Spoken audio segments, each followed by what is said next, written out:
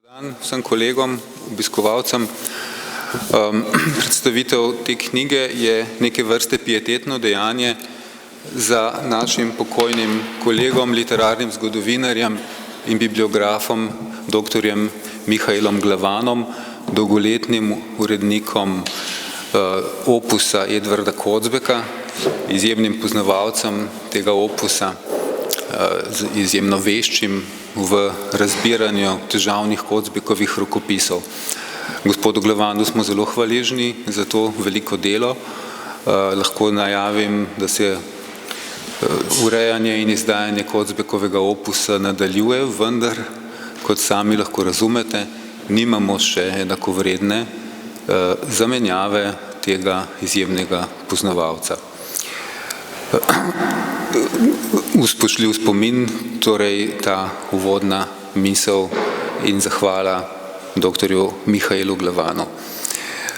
Torej, on nam je ob koncu minulega leta predal v uredniško proceduro in potem kmalu preminil. Predal nam je besedilo te knjige, lepo urejeno.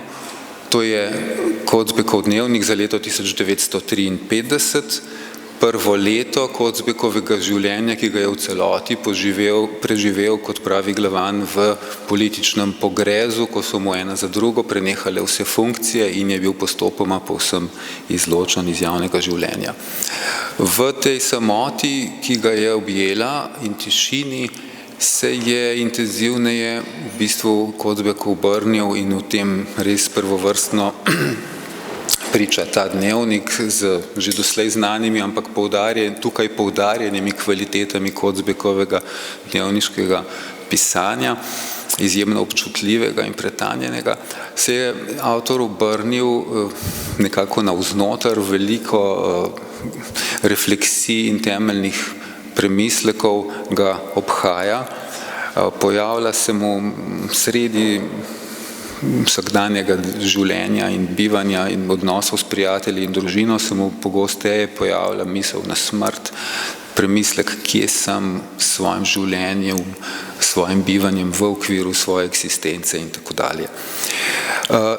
In na to beleži, to kronopisje zelo podrobno in iskreno, kot to že poznamo iz prejšnjih dnevnikov, različne sfere življenja. Tukaj zlasti 4, ker je pač osamljen.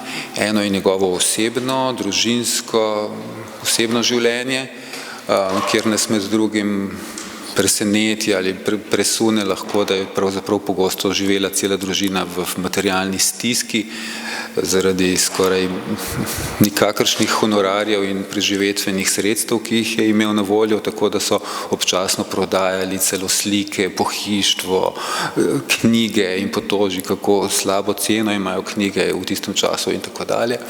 Torej skrajna stiska na eni strani, čeprav po drugi plati sta z gospo še nekako ohranjala neko raven življenja, kavarne, kosila in podobno, ampak je šlo težko.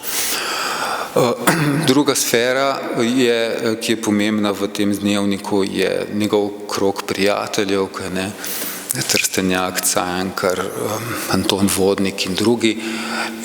In prek njih občasno ali z njihovim posredovanjem s svojimi tipalkami prihaja partija ali politična policija in pošlje prek koga od njih kakšnega znanca iz širšega navezja, SZDL-ja in tako OF in tako dalje, da bi preverili občasno, kaj in kako je s Kocbekom.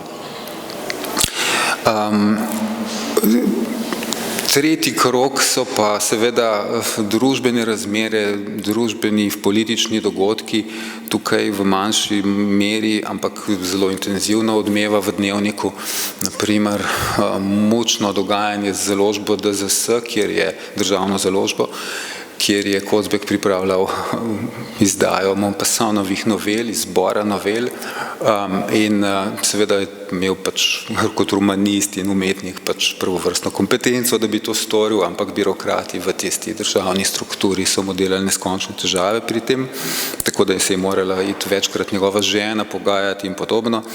No, ampak tisto, kar je najbolj presunljivo in nekako Nas globlje zagrabi, morda še bolj so pa Kocbekove refleksije ob Stalinovi smrti in še bolj ob smrti Borisa Kidriča. Tu pa je strašno branje, pravzaprav grozno, zato ker tam se obnovi vsa ta mučna, krvavo smrtna drama teh razmerij že iz Kočevskega Roga, ko razmišlja, zakaj ga ni dal Kidrič umoriti že takrat in tako dalje.